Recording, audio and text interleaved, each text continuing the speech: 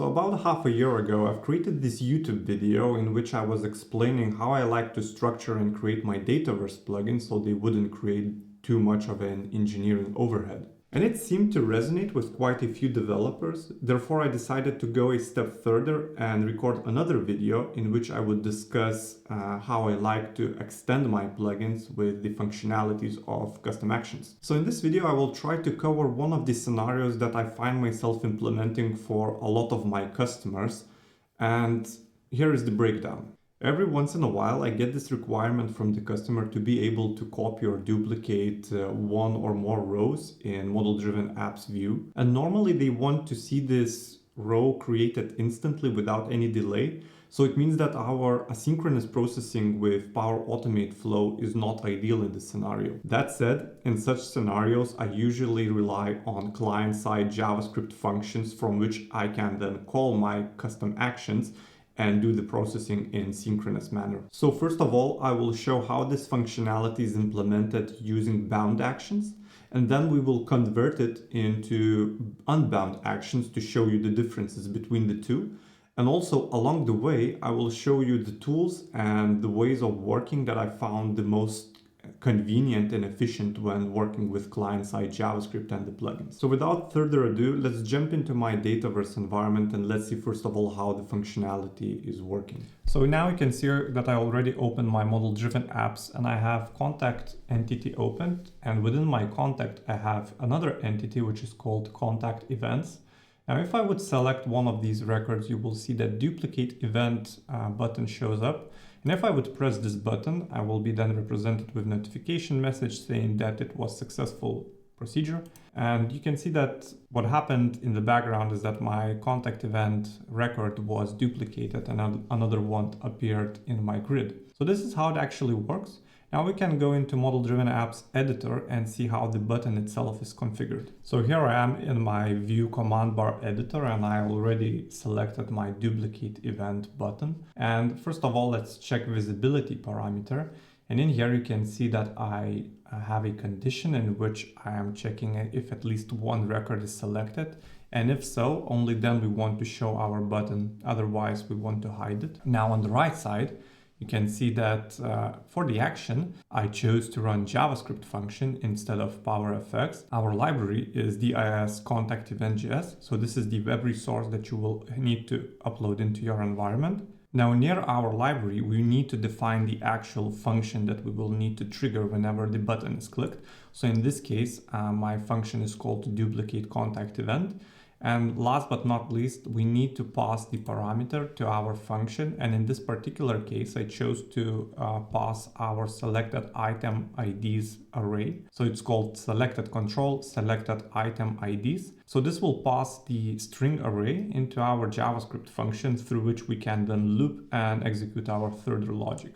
So this is how the button is configured. And now we can jump into the code and see the actual JavaScript function. As you can see, I already opened my JavaScript file which contains function, which calls our custom action, and we can distinguish it in three major parts. First off, we have our XRM functions that will show and hide our progress indicators. We will start showing our progress indicators whenever the function starts running, and then we want to hide it whenever we finish off with our Web API execute method. So we call our close progress indicator within the callback of our execute function. Then we have our alert function, which will be shown whenever our process executes successfully. So we have just an XRM alert, which is opening the dialog box saying what happened. And that alert message will be shown also in our successful callback of Web API execute method. Also in here, we are refreshing model-driven apps grid, as well as we are creating variable that is being returned by our custom action in the backend. And we're using that variable within our alert message. And finally, we have our core functionality that is actually calling our custom action. And it is comprised of two steps. First of all, we are creating a JavaScript object that represents our request to call that custom action, and this is named as execute dis duplicate contact event request. And then we have also XRM Web API execute method that actually executes that request. Now, one of the differentiating factors of custom actions which are bound and unbound is the input parameters for our request. And in bound action type, we need to define our entity reference as an input parameter. So here you can see that in the parameters, I have my entity, which is then referencing to my custom entity in the system. We wouldn't be forced to provide entity reference as an input parameter. Now, it doesn't mean that you can't provide additional parameters for your custom bound action, but the major difference being in comparison to unbound actions is that we're obligated to provide at least one entity reference with our bound action type. And last but not least, our bound custom action will be tied to one particular entity in the Dataverse environment. Now, because I can call my custom bound action with only one entity reference at a time, you can imagine that whenever I select more than one items in my grid, I need to then loop through each and every one of those and call my custom action from the front end as many times as there are entities in my selected list. Now, this is not a very good approach considering the performance and all, and I could actually call my custom bound action with payload of string of entity IDs.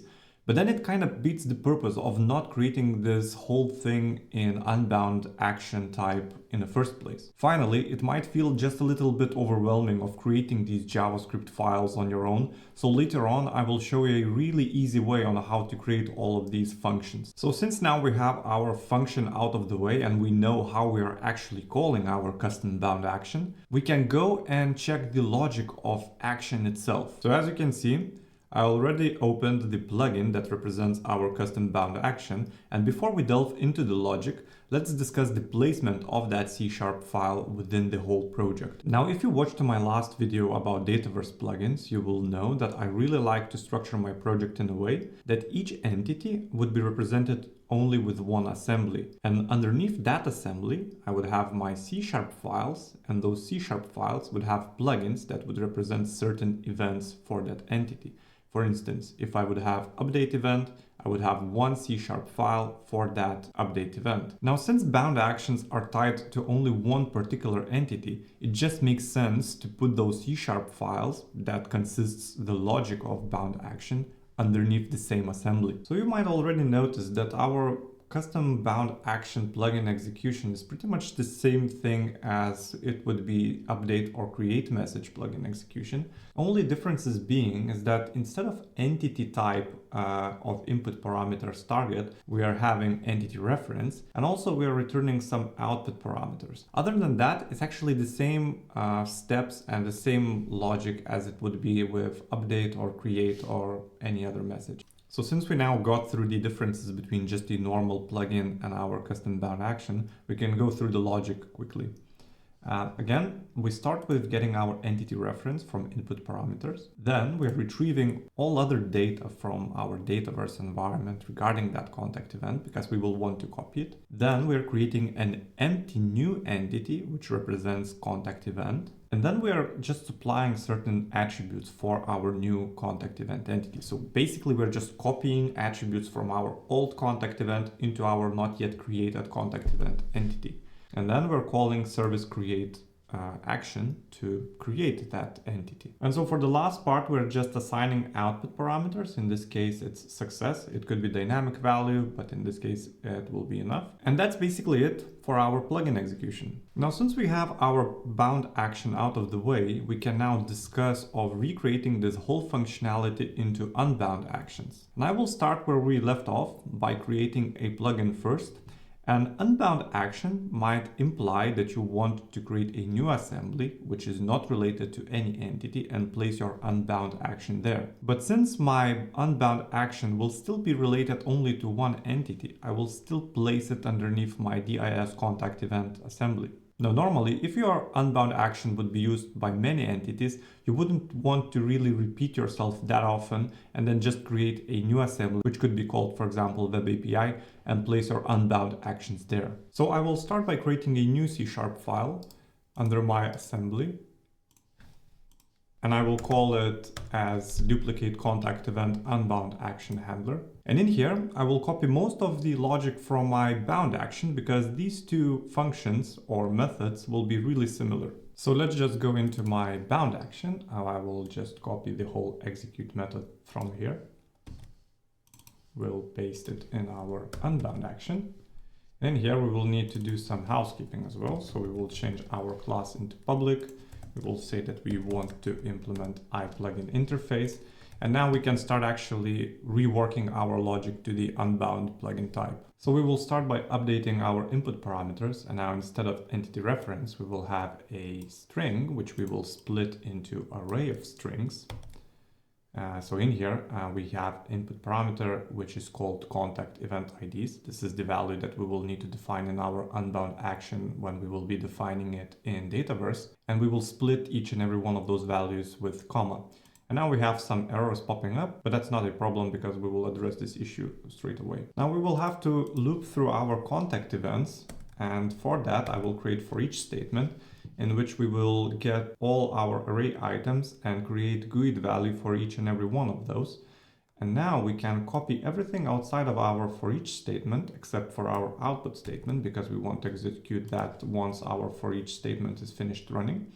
And once we copied everything outside of our for each statement, we will paste inside of it. Now in here for service retrieve method, I want to change my contact event reference logical name dynamic value into hard-coded one. Actually, you could provide the additional input parameter with your unbound custom action. But since I will be using this custom logic only for this entity, I will just hard-code the value in here. And now for our ID, instead of contact event reference.id, I will be using contact event ID that we just created.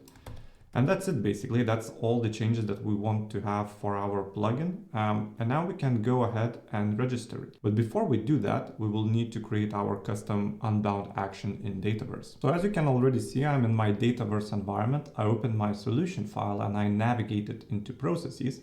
In here, you can see already that I have one bound action, and I can show you how it looks like. And in here, we can see that I have only one output parameter because with bound actions, entity reference goes as a default as an input parameter. So you don't need to define it. Additionally. Now we can actually go back and create our unbound action. So I will say new automation processes and action. In here, we will need to define the name and we will need to define it whether it is a bound action, which is then related to a table, or it's unbound if it's not related to any entity. We will choose unbound action and we will press create. Now in here, we will need to create our input and output parameters.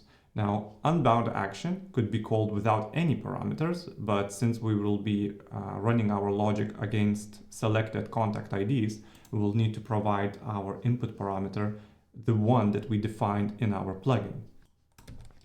And the type of our input parameter will be string. And then also we will need to provide our output parameter. So I will add new parameter. I will say that it's output and the name of it will be output. Again, it's of type string and that's it. Basically, that's enough. We can save our action and activate it. So we just created a new SDK message. Now we will be able to register our plugins against this message. And now we will jump into our plugin registration tool to see how it looks like. Here I am in my plugin registration tool, and you can already see that I expanded DIS contact event assembly. And in here we have already 3 plugins. And as you can remember, in my assembly I had 3 C# files, each containing 1 plugin. So in total we have 3 plugins. Now, first of all, let's investigate duplicate contact event action handler, which is our bound action. And I will just open the message for it. And you guys already see, and if you might remember from my previous videos, here in message area we usually have different kind of event: create, update, delete, or retrieve multiple, or whichever else. So since now we created custom action, we are getting this new message and our plugin will then run before or after that action execution. So for example, if I'm saying that my message is DIS duplicate contact event, and I say that I want to execute my plugin post operation, this means that our plugin will be then executed after our action is executed. And as you might remember from the action definition, you can define certain logic inside of action itself. But since we don't define any logic inside of action, it doesn't really matter that much if we define our pipeline stage pre or post operation. But now let's go back and actually create our message for Unbound Action. So I will select my plugin, I will see register and register new step. In here, we should be able to find our Unbound Action message, and you can already see duplicate contact event, Unbound Action. So I will choose it. Now, since it's Unbound Action, we don't really need to define any primary entity. And again, we can choose post operation, we can choose pre-operation. It doesn't really matter that much on this particular occasion. And I will leave it as a synchronous execution mode. And we'll just say register new step. And that constitutes the registration of our step. So now every time we will be calling our custom action throughout API or through, for example, other plugins, we will be then also triggering our custom plugin logic for that custom action. So we already created our custom Unbound Action, and we also registered a plugin in our Dataverse environment for that custom action. So next step will be to create a JavaScript function that will be able to call that custom action through HTTP request. And now I want to be quite clear, it's not only JavaScript function and not only ribbon button that can invoke our custom action, but this functionality could be used, for example, from Canvas application or Power Automate Flow, or for example, if you would be using console application on your local machine. Custom action is just a new HTTP endpoint for us to reach our Dataverse environment and then execute certain specific business logic that we want. And now, since we have that out of the way, we can jump and I will show you how I like to create my JavaScript function. So this tool that I was talking about is actually Dataverse REST Builder by Guido, and I hope I haven't massacred his name too much. And actually you can find it in your XRM toolbox, but I really like to use the Chrome extension for it. So you can find the Chrome extension and install it in your environment. And all you need to do then is actually to provide your environment URL and get access token to then later on use the tool. So once you get authenticated, you can press on File, New Collection, and then create new request. In here, we will select Execute Custom Action as option, and then we will be represented with our configuration page. In here, we can select the table. Now, since it's Unbound Action, we will select No Table, and this will be the first option, Unbound. In case of bound action, you would need to find your entity. And then for custom action, will be represented with all unbound actions. So in this case, I will try to find the duplicate, and you can see if I write dup, I will see duplicate contact event unbound action. So this is the one that we're looking for. Now, since I've made our input parameter not required, it allows me to choose whether I want to include it or not. In general case, our plugin will give you an error if it doesn't get the input parameter. So in general sense, it should be required. And in here, I will just provide some random value. We will do an array with 2 empty strings. And then I can click on xrm.web-API and I will be represented with all the code that could execute our API request. I will just copy it from here, and then we can carry on with development in our Visual Studio. So here I am back in my Visual Studio environment, and I open my contact event JS file. And in here, we will create an additional function that I will call duplicate contact event unbound. And it will also get the same input parameters of selected items. And in here, I will paste everything that we copied from our Dataverse REST Builder. So we start updating our JavaScript function by adding progress indicator. And also we need to create our contact event IDs as string. So basically our event grid will provide our selected contact events as a JavaScript array. We need to combine it into a string, pass it then to our plugin, and our plugin then again will unpack it into an array. So here I am actually just joining my selected items with comma. And then again in backend, the same comma is the variable based on which I will split again those strings into string array objects. Next, I will take my contact event IDs and I will provide it for my input parameter of contact event IDs. And also I will actually use XRM close progress indicator message to close progress indicator once we have successful or unsuccessful callback. So I pasted one here. Since it doesn't take any input parameters, we will say just close progress indicator, and we will do the same thing in our catch block. Now finally, I will add a couple additional functions, one of which is to update our subgrid whenever our successful callback is returned. And the other one is to just show alert message once everything is finished executing. I will do some house cleaning as well. And that's it. Basically, now we can publish our JavaScript file into our Dataverse environment and then set up our button. So it would call this function instead of our bound action function. So I just updated my web resource with our new JavaScript function. And I'm back at my model-driven apps editor in contact event subgrid view editor. And in order to change our duplicate event button behavior, we will need to update the function that we want to call. So instead of duplicate contact event function, we will call duplicate contact event unbound function. And that should do the trick, actually. That should call our new function instead of old one. Then you need to save and publish it, and then we can go and actually test the functionality. So now to test our functionality, as before, I will select a couple of items. I will press duplicate event, and we will see that the functionality is working as it should. And this is basically everything that I wanted to share with you this time. If you liked the video, feel free to give it a thumbs up, maybe leave a comment below or subscribe to the channel. And I really hope to see you next time.